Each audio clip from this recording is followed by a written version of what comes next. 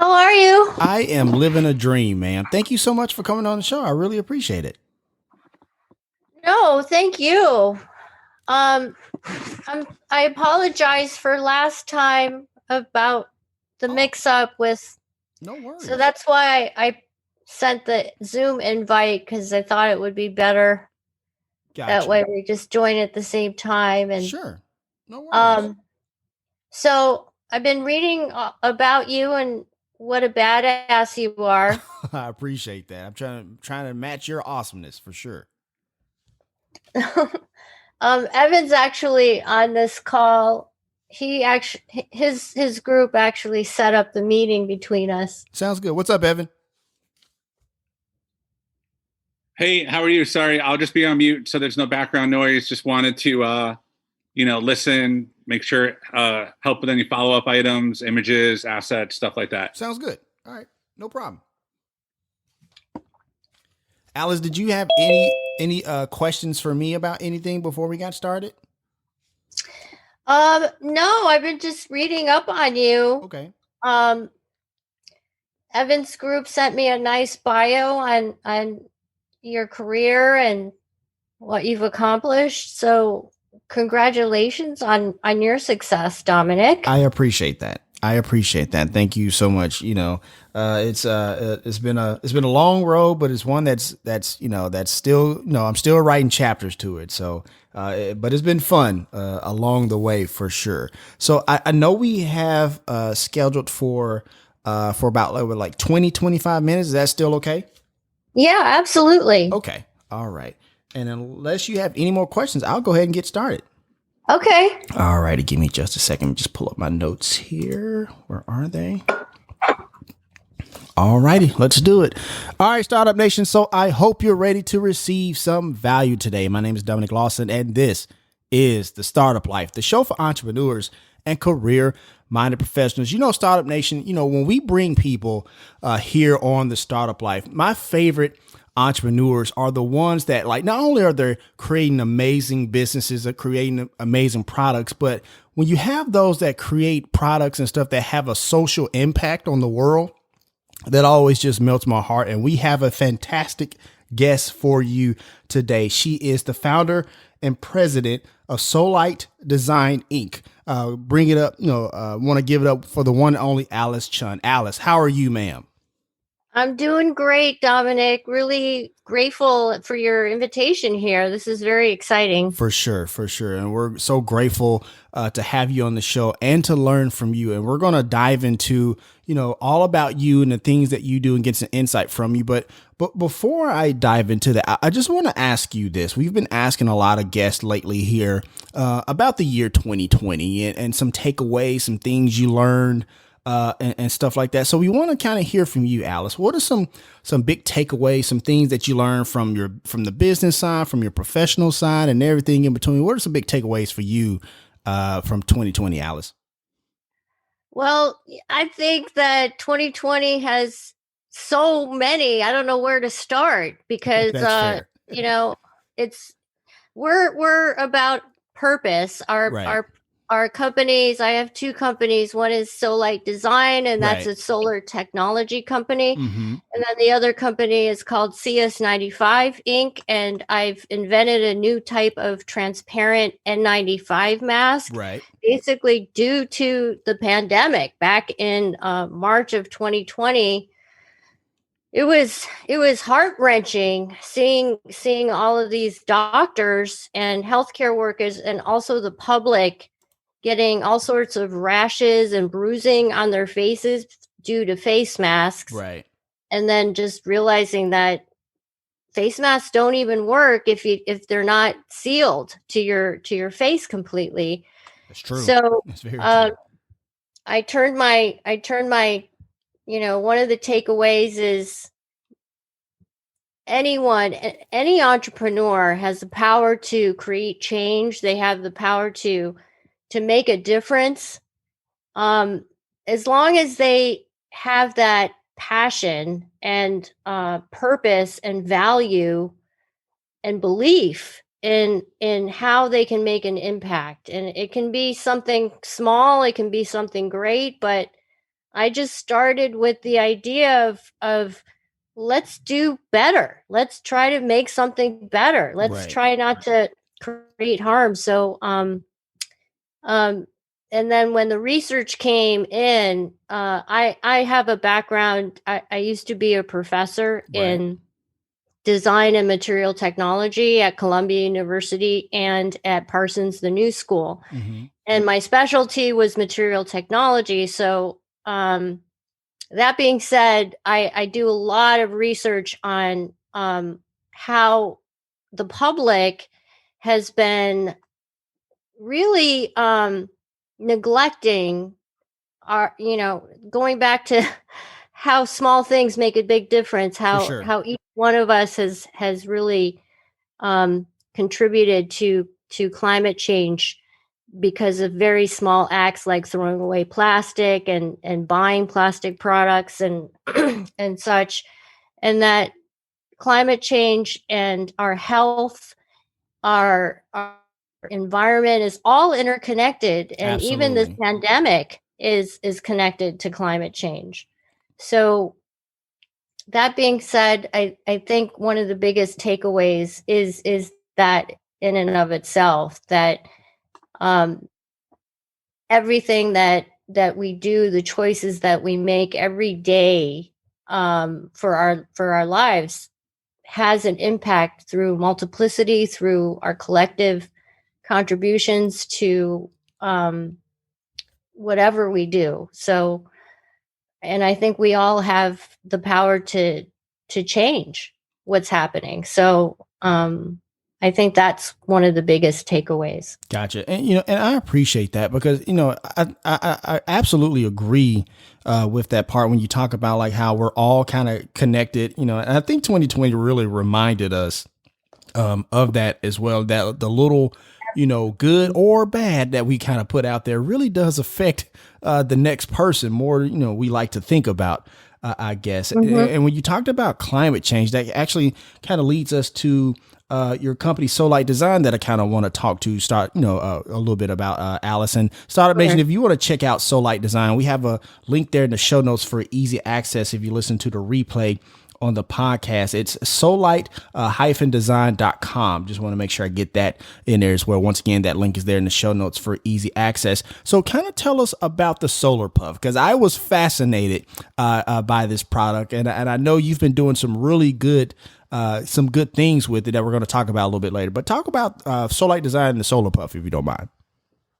Okay, so oddly enough, talking about startup companies is really fantastic because being an entrepreneur, I didn't look into being an entrepreneur. Entrepreneurialism found me. Right. And it was really a decision for me to go into entrepreneurship because I knew that this new invention would make a great impact on people's lives, especially right after the Haiti earthquake. I was teaching at Columbia University at the time and realized that 2.6 billion people live without access to electricity, and they use kerosene to light their world at night. And then here, and that causes tremendous amounts of toxins, and it also kills so many children because of the bad air pollution from kerosene lighting.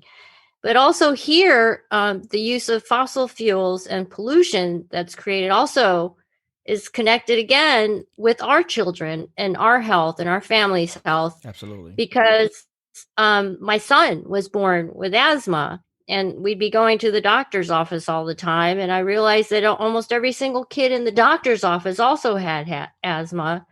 And, there's a saying, a worried mom does better research than the FBI.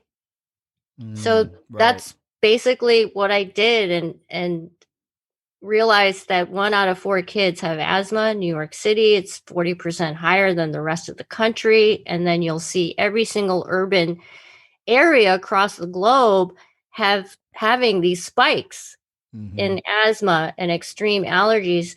And it's basically due to the pollution in the air. Our gene pool as a human species should not be changing this rapidly. So it has to be because of our environment. And that's when I decided to just focus on solar energy, because the sun is an amazing thing. It literally brings us every day enough energy to give everyone on the planet a light bulb that will shine bright for their entire lifetime. That's Right. 700 billion people. Anyway, so that's when I decided to research every single solar light out on the market, and they were all hard plastic, not recyclable, heavy, utilitarian looking. And when I went to Haiti, I realized that, everyone needs something that's very light, flat packable, but also we realized there is an absence in giving people beauty, wonder, awe, something that's designed for joy. And I grew up making origami balloons when I was a little girl. I'm Korean. My family's Korean, and origami was kind of a pastime. And so I based the SolarPuff design on the origami balloon. So it inflates, magically pops open into a beautiful cube, but also flat packs into almost a letter size object. And what we really believe in through our work in Haiti is that design provides dignity, that something that's beautiful matters no matter where you are. If you're in New York versus Nigeria or Haiti, that design matters. And a lot of people don't think about that when they're doing humanitarian aid.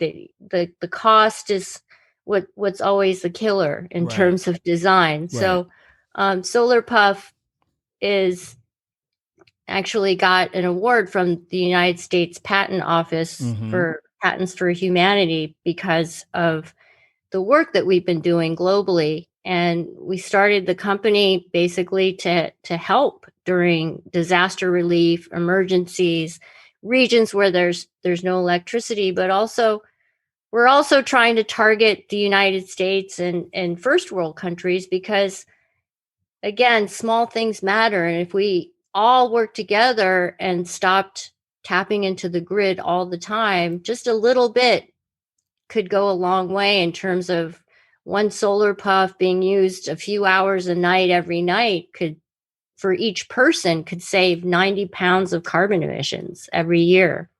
Wow. And it's funny because we never really think about that impact. I didn't even know about that impact until I start, doing prep for our conversation today and stuff like that. So I appreciate you sharing that with us. I want to ask a quick follow-up. Because, I think one of the cool things that I like about the SolarPuff, and you talked about your background with origami and stuff like that. And there are a lot of entrepreneurs out there who are trying to create products and stuff like that. I'm curious, if you could just share with us, what is the Alice doctrine when it comes to creativity and innovation when it comes to creating products? Like, what's one of those 1 to 2 things that we should really keep in mind when we're creating a new product or inventing a new product, if you don't mind? Well, my patent attorney will tell me that this is not legal advice. Fair enough. And that this is just my experience, but rule number 1 is research. Gotcha. Like, be observant of what is happening in the world and around you so that you're aware of problems that need to be solved. I hear that. And usually problems already have a solution, which, in the case of the mask, the problem of, having to protect our faces from bacteria and viruses has a solution already, but it's a bad solution. So, the entrepreneur will problematize that solution and create something better. And so that's something that everyone should kind of say to themselves, what is the problem I'm solving and how am I making it better? and how will it help people? Because part of that, the answer to that question goes into your branding, marketing, and how you create a revenue stream. Right. And so that link to engaging your customers and or potential customers and people that would benefit, I think that's where you need to start. And then in terms of an idea, going from an idea to an actual product that's on shelves, I used to tell my students that a good architect has the hands of an angel and the mind of a thief. Mm. And I think that a good entrepreneur has to have hands of an angel and mind of a thief. I hear that. And having the mind of a thief has to do with grit, perseverance, a kind of a purpose of not never giving up, and resourcefulness, and being able to you can train yourself to see around corners, and it's something that doesn't come naturally, but you can teach yourself to do that, and it's all about experience and learning from your experiences. So I've actually made a lot of mistakes in my career Gotcha. of being an entrepreneur, but I've learned so much, and I'm so grateful for all of those mistakes, because the amount of knowledge that I know now, I'm prepared more than ever For sure. to take on a new company and a new business. I mean,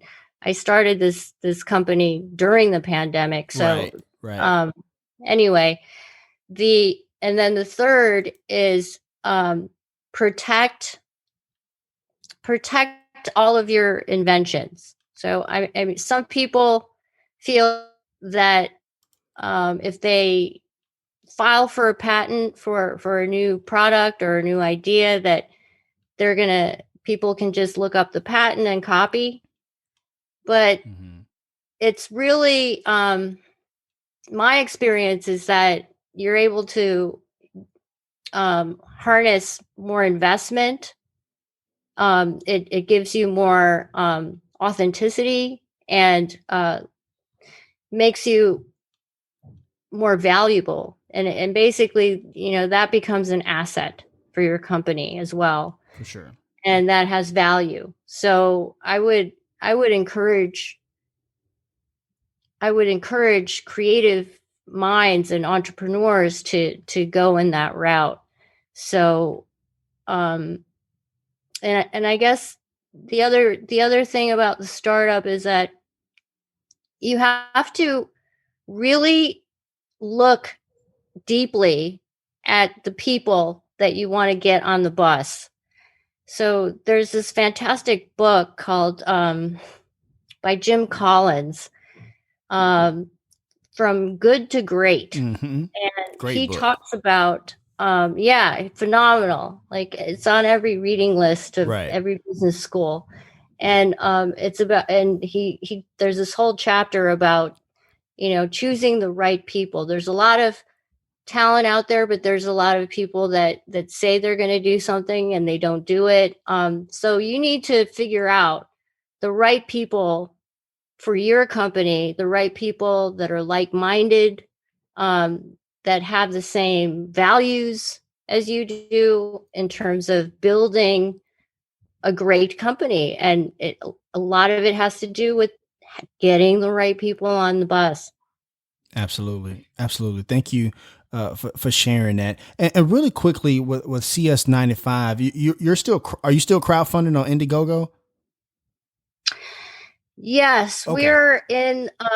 We're taking pre-orders, and we are working on mass production. It hasn't been done before, so the detailing, the revisions, the work that it takes to really get from an idea and a prototype to production is tremendous. Mm-hmm. And that's the other thing that I have to emphasize, is that if you don't start from the beginning with a set of values and principles that drive your energy and your passion for what you're doing, most people will give up because Right. the work that it takes, the blood, the sweat, the tears, the agony of the experience from taking an idea to a business is absolutely gut wrenching and tremendous. So if you don't start with that core value of why you're doing what you're doing, you're going to give up. And so For that's, sure. and it's one thing that we always start with as well, because it's just not worth it for us for me to do anything unless we have that core belief of how much impact that we're going to have once we're out there.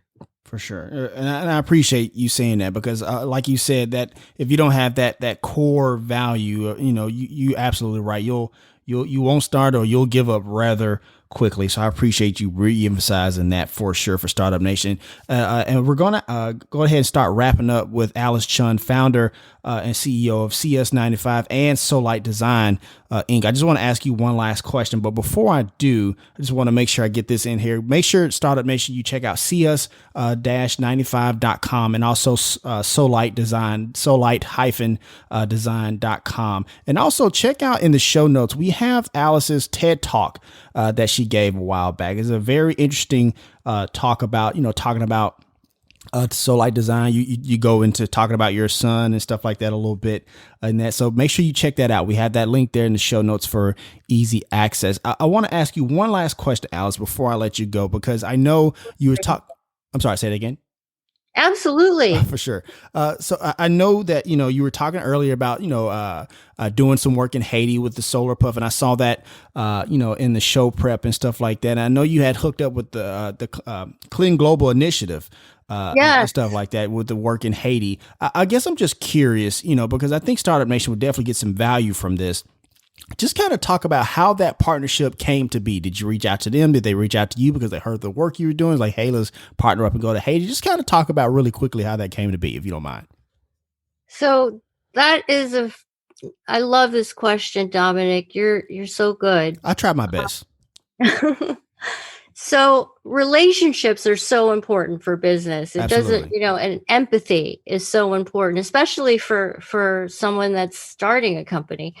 So when I was at Columbia, I created a Haiti studio to be an innovation studio to help Haiti. And I knew that I think it was at that time the UN envoy was President Clinton. Right. And so I reached out and I didn't give up. I called 15, 20 times, emailed 50 times, and I invited them to my final review at Columbia. And lo and behold, this fellow walks in. He's a phenomenal guy, Greg Milne, and he's basically works directly with President Clinton. Mm-hmm. And he loved what we were doing and eventually asked me to go to Haiti for an expo.